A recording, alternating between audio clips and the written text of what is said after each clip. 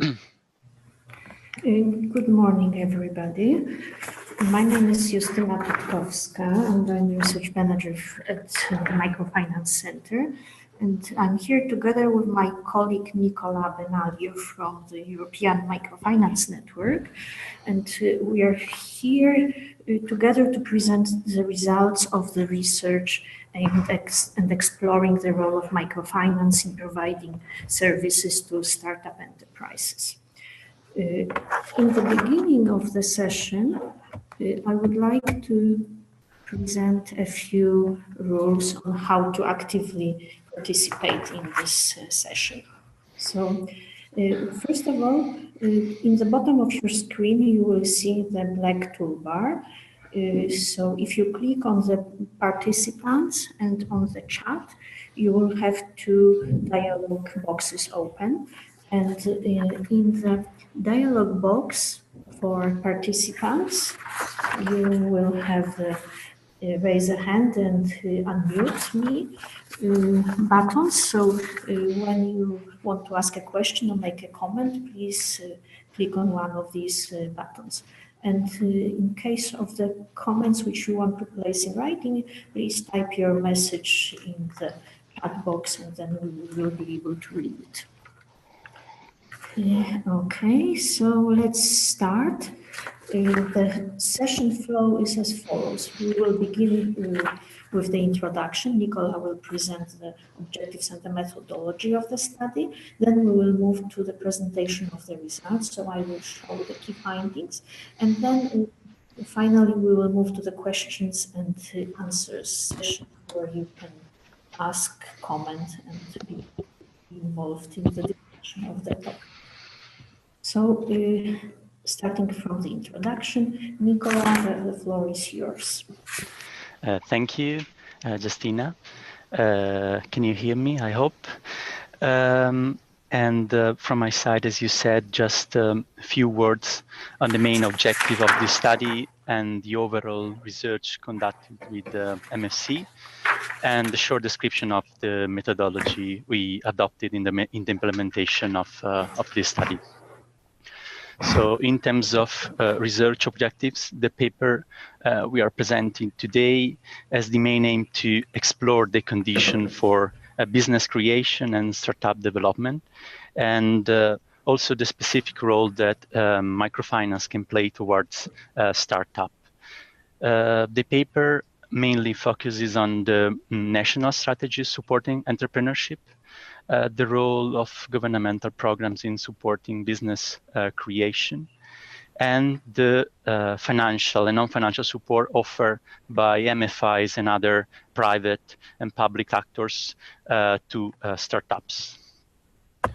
The paper is drawing from the key result of 11 country-level case studies that were prepared by EMN and MFC. And these case studies are detailing the situation in every country and offering recommendation for program products and services that could support the provision of financial and non-financial services to startups. The overall research project started in 2016 when a Microfinance Center conducted the first free country report in Bulgaria, Hungary, and Romania. Then in 2017, last year, we decided to further explore additional countries and to work together on this. And Microfinance Center prepared 4 additional country reports on Albania, Macedonia, Montenegro, and Serbia, whilst the European Microfinance Network decided to work with the national networks on microfinance operating in Germany, Italy, Spain, and UK to prepare the case studies. And here I want to also thank the 4 national networks that work with us, with the EMN, on the preparation of this case studies. So DMI in Germany, Asociación Española de Microfinanza in Spain, Responsible Finance in the UK, and RITMI in Italy. In terms of contents, each of these country report present the ecosystem for startup enterprises in the country, and focusing on national strategies, supporting entrepreneurship, and the role of the governmental programs, and especially the set of financial and non-financial support offered by MFIs and other actors to startups. In every case study, you also find a presentation of the current microfinance initiatives in the country, and with a special focus on how these initiatives are supporting startups in terms of segments served, need addressed, products offered. And finally, in every case study, you will find a policy recommendation, so ideas for programs, product services that could help national MFIs to serve startups more effectively. All these country reports are published on EMN MFC website, along with the conclusion and the paper we are presenting today. In terms of preparation of these case studies, all of them were conducted in 3 stages. We started with a desk study that was focused on the national strategies, action plans, and the mapping of the initiatives that are supporting entrepreneurs in the countries. Then interviews with key stakeholders were conducted in order to understand their role in supporting business creation, and with particular attention given to microfinance initiatives and how they are currently engaged in serving startups, and also their limitation and possible opportunities for them to expand their support. And as a third step, there was a group discussion with the stakeholders that I mentioned to elaborate ideas to improve the ecosystem for startups. So this was the methodology that was used to draft the country report. The key result of this country report were further elaborated in a paper that we are presenting today. This paper was drafted by Justyna Pitiowska and Piotr Korniński from the Microfinance Center. And so I'll now leave the floor to Justyna for the presentation of the key results of this paper. Thank you very much, Nicola. So let's move to the key results of the study. So first of all, we looked at the findings of the earlier studies, and so we reviewed the level of entrepreneurship and startup creation. So for instance, in the Global Entrepreneurship Monitor report, we can see that there is a fairly even level of enterprise ownership in the countries where we conducted the study, as there is between 5 and 7% of adults involved in running a mature enterprise. There are bigger differences in the level of engagement in early stage entrepreneurial activity. These include nascent enterprises and those which have just started generating cash flow and paying salaries. And here the difference is the percentage of adults engaged in this early entrepreneurial activity ranges from 4 to 10%. But the largest differences are seen in the entrepreneurial intention. And here we have Romania and Macedonia in the lead, where 29% in case of Romania and 25% in case of Macedonia, percent of adults intend to start a business. So this is quite a large percentage compared, for instance, to Spain, where only 5%, and Germany, where only 6% of adults consider opening their own business.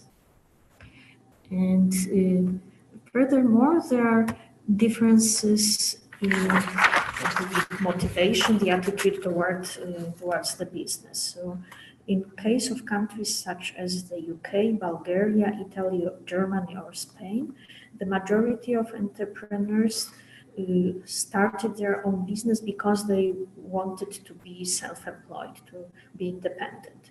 In comparison, in countries such as Albania, Macedonia, Montenegro, or Serbia, the largest driver of starting a business is no other work alternative. So people felt that they need to open the company and run their own business because they cannot earn their living in any other way.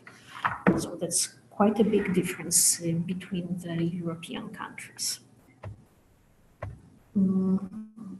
Then we looked at the studies on the barriers to entrepreneurship and early stage business development.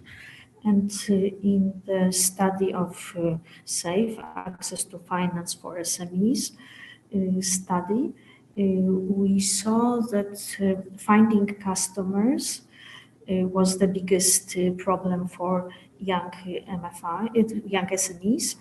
The same problem is also quite important for mature businesses, but there's a difference between young and mature, so that it is really a more pressing problem for the SMEs firms created less than 2 years ago. And also this difference between the young and older SMEs is seen in access to finance. So young firms more often complain about difficulties in accessing finance. When asked specifically what kind of barriers there are, the most common answer was insufficient collateral. And the second reason was bureaucracy, too much paperwork to get financing. And furthermore, there are differences in the legal and regulatory conditions to start a business. In some countries, the environment is quite enabling. For instance, in Macedonia and in the UK, it is fairly easy to open a company, while in Germany and Spain, there are more difficulties such as a bigger number of procedures, longer time to register a company, or a higher cost of registering a company.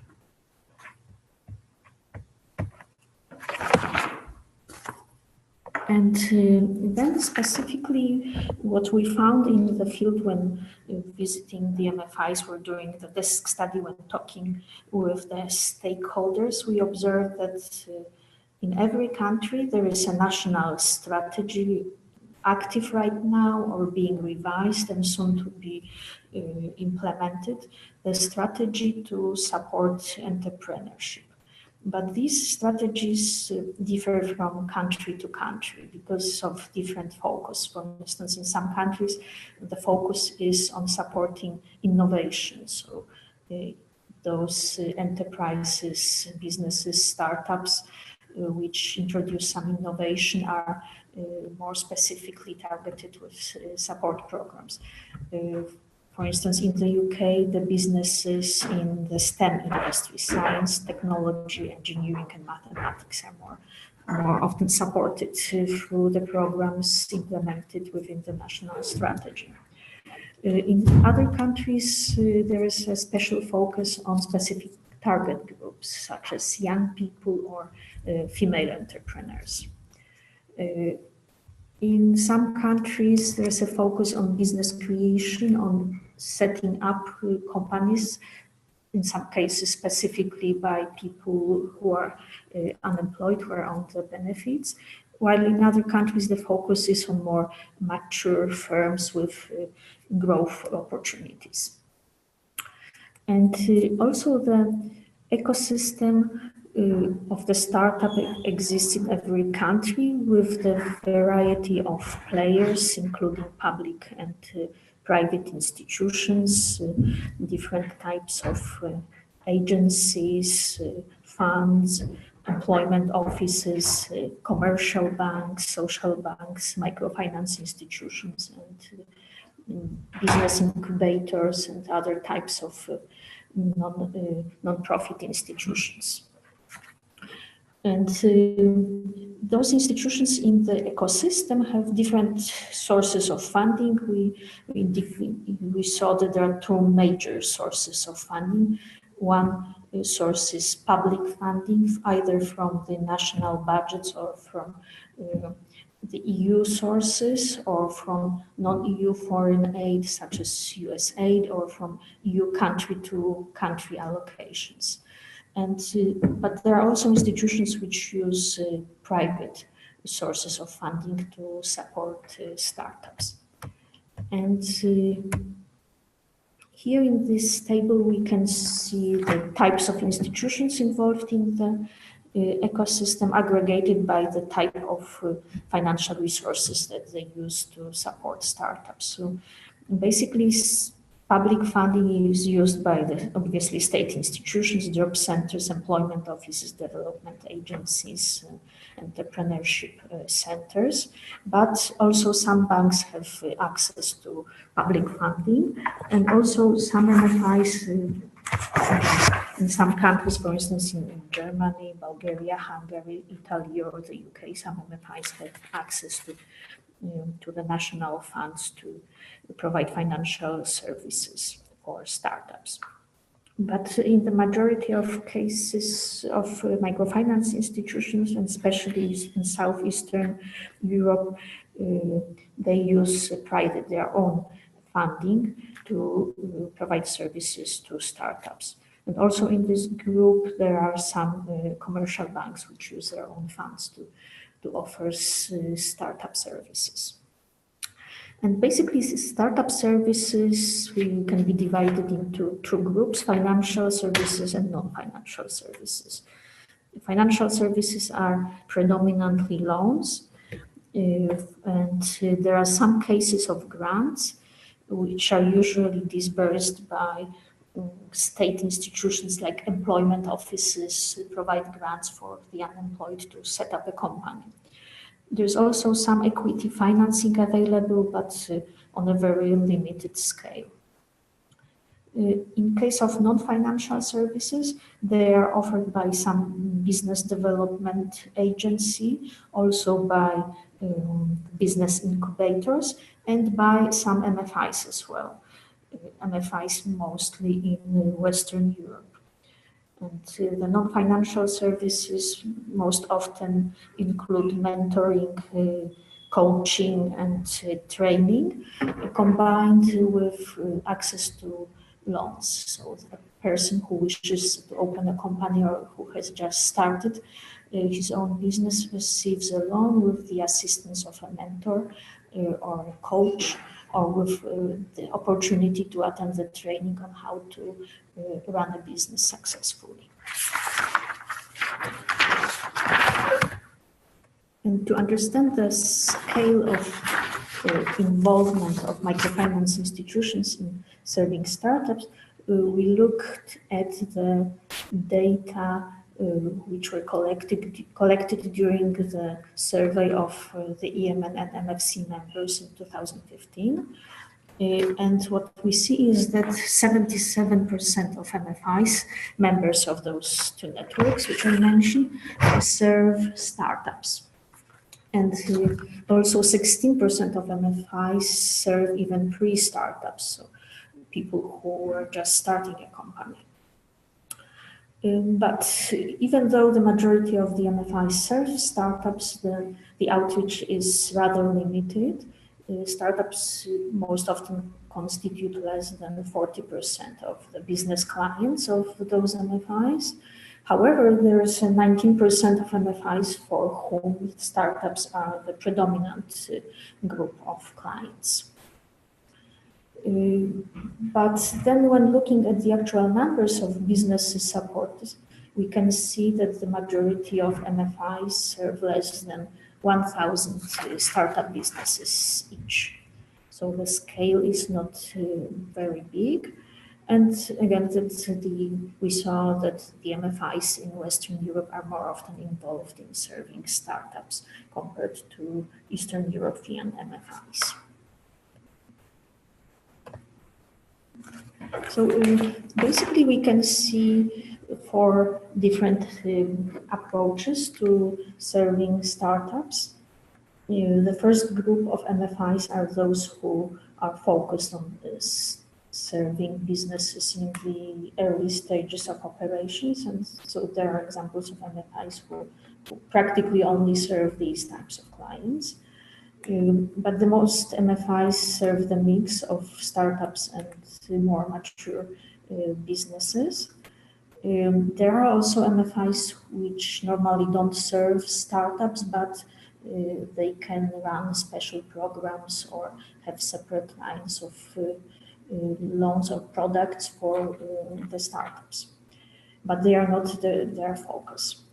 And finally, there are MFIs which do not serve startups at all.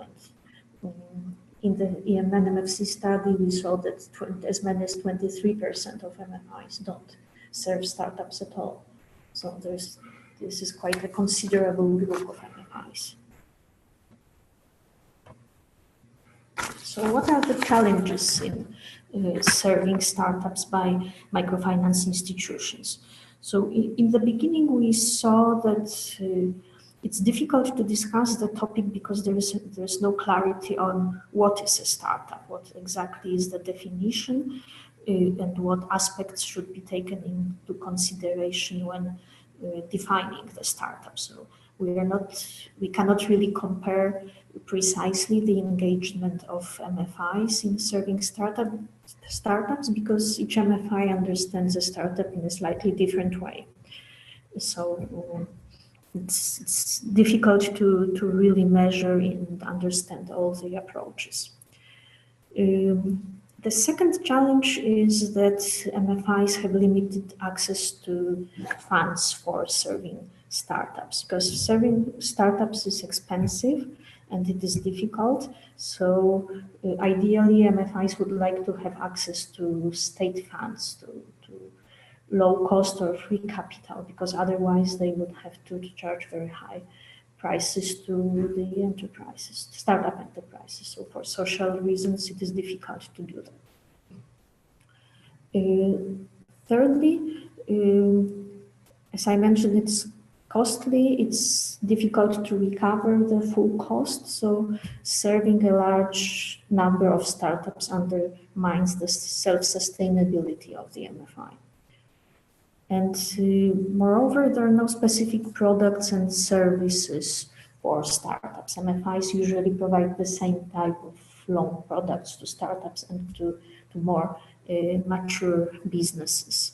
And so even those startups which do not generate cash flow in the early months of the operation still have to pay the installments. If there is a grace period, usually it is too short for the business to really have positive cash flows after that time.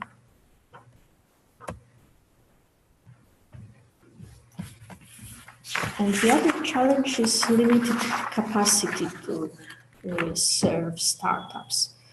And here the issue is in assessing methodology for businesses which are in the early stages, which do not have long business history, which do not have credit history. It's difficult for the MFI staff to assess the chances of success of such a business and the risk. So it's one of the barriers for the MFIs to more deeply engaged in serving startups. And also another barrier is limited provision of non-financial services or limited access to non-financial services by startups. Many MFIs recognize that providing loans is not sufficient for the startup enterprise. They need more services towards business development, such as skills building. So that's one of the barriers why the startups cannot be successful and they are not eligible for MFI loans. And also the challenges in some countries in legal and regulatory sphere for microfinance sector development and for outreach to startup clients.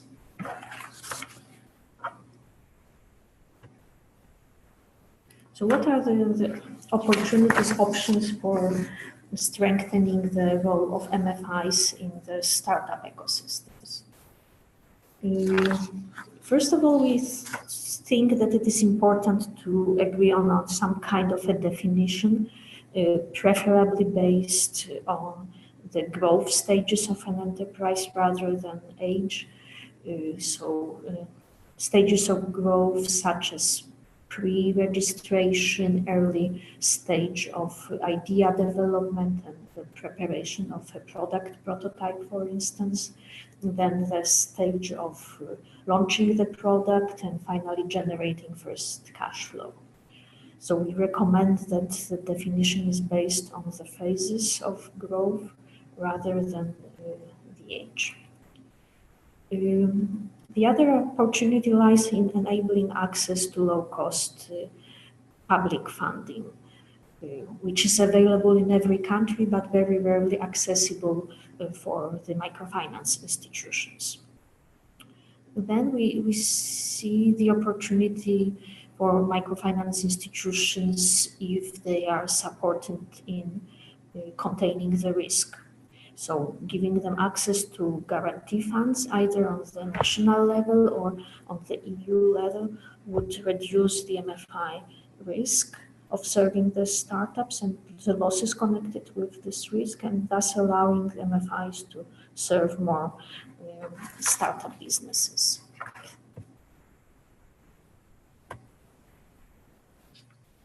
And then another recommendation would be to work towards developing products which are more responsive to the needs of the startups. So the products which would combine features of cash flow, loans, and equity investment, which is particularly important in startups of a very early stage when they do not have positive cash flows yet. Then developing the know-how on how to assess the risk of a startup enterprises. Here there is a need for developing the alternative credit scoring tools that will allow the MFI to assess the risk in absence of business history.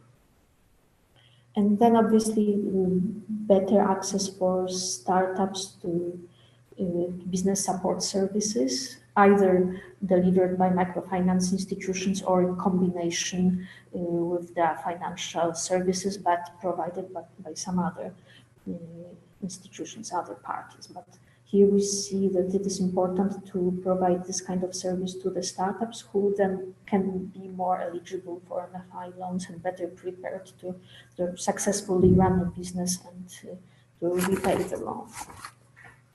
So these are basically the findings and our conclusions. And I would like now to move to the questions and answer session. Hear your opinions, questions, comments, and so on.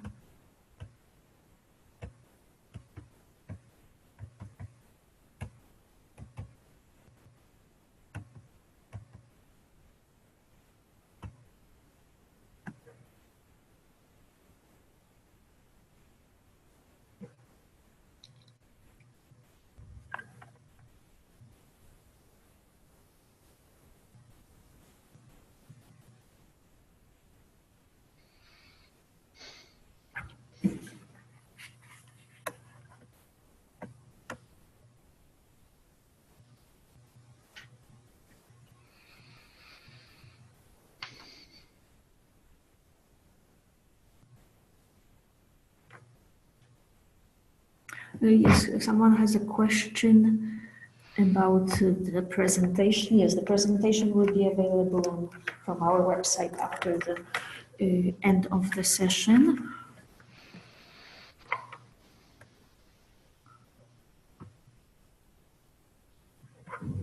And Nikolai, I can see Nikolai has a question, so I'm unmuting you.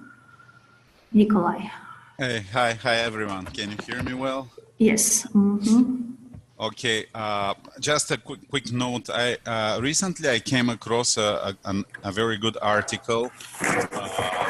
Maybe if I manage to find it, I will share with the group. But there was a recent study in the Silicon Valley that the VCs, the venture capital and private equity, is pulling out from startups and seed financing, and the numbers for the last 3 or 4 years is the numbers are dropping down. So my question is, do you believe that that pushing the MFIs into a market like this is a healthy thing, and how long is the span? Because certainly, and again, according to this article, it was well written that most of the high growth, good payoff startups are situated in the Silicon Valley and the US market in general, and less in the EU. So can we believe that they're good enough projects to invest in Europe in general? And do you believe that with the trends that VCs and equity firms pulling out from this market, is it wise for the MFIs to invest in that? Here we are more looking on the segment of traditional businesses, which are a typical focus of microfinance institutions. So not necessarily high growth startup enterprises with a huge potential of scaling up, rather those family business or self-employment, small companies, in traditional sectors of trade and services. So we are not encouraging MFIs to suddenly change their focus and move towards the segment of high growth startup enterprises, rather to see how they can better address the needs of those businesses which are created anyway. So we are not here even promoting more entrepreneurship and more startup in terms of the number of people involved in them. Rather, we are promoting the approach that those people who are ready to start a business have access to finance, and that they are helped also skills-wise. So that's why business development services. They are helped to develop their businesses and be sustainable in their business and have access to good quality of financial products. That's our approach. We believe that there are always people who want to start their business or who have to, as we saw. Some motivations are because of the personal need, the others are because of no other job opportunities. But there are always people who start a company who need support. So we would like to see more of them supported by microfinance institutions.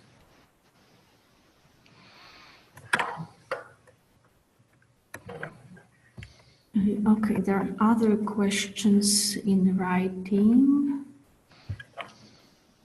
The question is, are the reports from different countries that you mentioned readily available? Yes, they are available both on MFC and EMN websites in the publications sections. Here I'm showing the slide with the research paper. So you can find the research paper on MFC's website, but if you want to see the country papers, then you go to either MFC or EMN website, and they are in the publications section.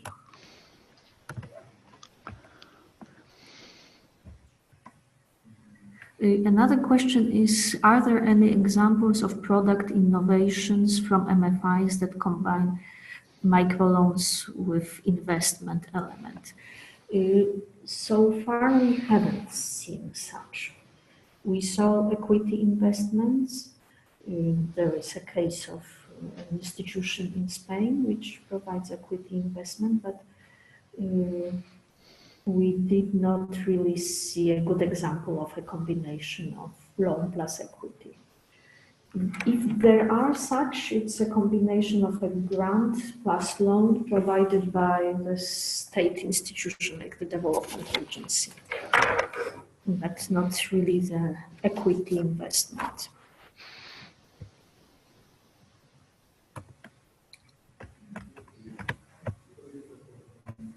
Okay, there are two more questions. How did you assess the role of government programs in supporting startups at European level and whether the impact was different depending on the country?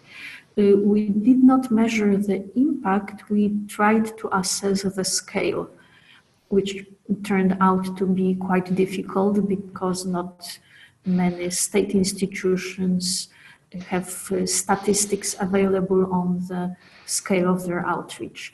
In many countries, we saw that the outreach is quite limited. So, for instance, the development agency or a training program reaches about 100 businesses per year, or there are 30 grants given to startup enterprises. So, in many cases, the scale is extremely low. So, the overall impact on the startup industry is also low, even if it was to be quite high on the individual level. But because of the scale, in many countries, the impact on the overall industry cannot be really big. But there are countries, we saw the example of a country where the loan program reaches over 1,000 businesses every year. So that's quite substantial. But when we talked with the MFIs, in most countries, they complained about low scale and high requirements in terms of submitting the documents by the startups. So the process of getting state support, financial or non-financial, was extremely difficult. Another question is, did any of the country studies look at the support ecosystem for social business startups? No, we did not look specifically at social businesses. We looked in general on the business startup ecosystem, but without going specifically into social businesses area. Another question is, who do you think should develop risk tool for assessment of startup businesses? Who are think tank institutions within the microfinance sector? There are some institutions, we saw these examples during the Alternative Finance Forum, that there are institutions outside of the microfinance sector who have some tools and methodologies for assessing risk of startups based on some social data. And there are also experts. So we do not know any specific think tanks within the microfinance sector, but we know other companies and experts. Their knowledge can be combined or can be utilized in a special program for developing alternative credit scoring tools for microfinance. And the program can be handled by either a network or some independent NGO in one or two countries of Europe. What are the other questions?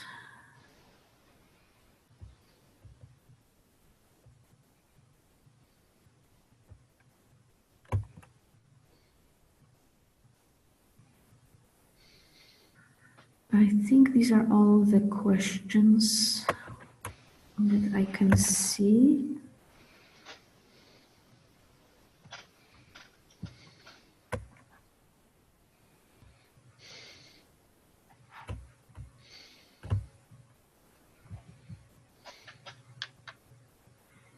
Does anyone want to comment or ask a question?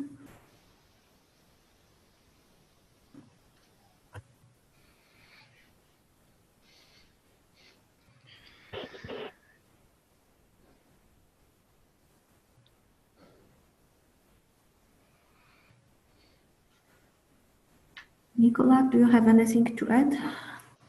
No, not in particular. Okay, so thank you very much for attending the session. If you have any questions in the future, please, there's one more message. Okay, it's a message to everyone, so everyone can see that Nikolai sent the link to the article about the study in the Silicon Valley. So if anyone is interested, please look into the chat box and see the link to this article.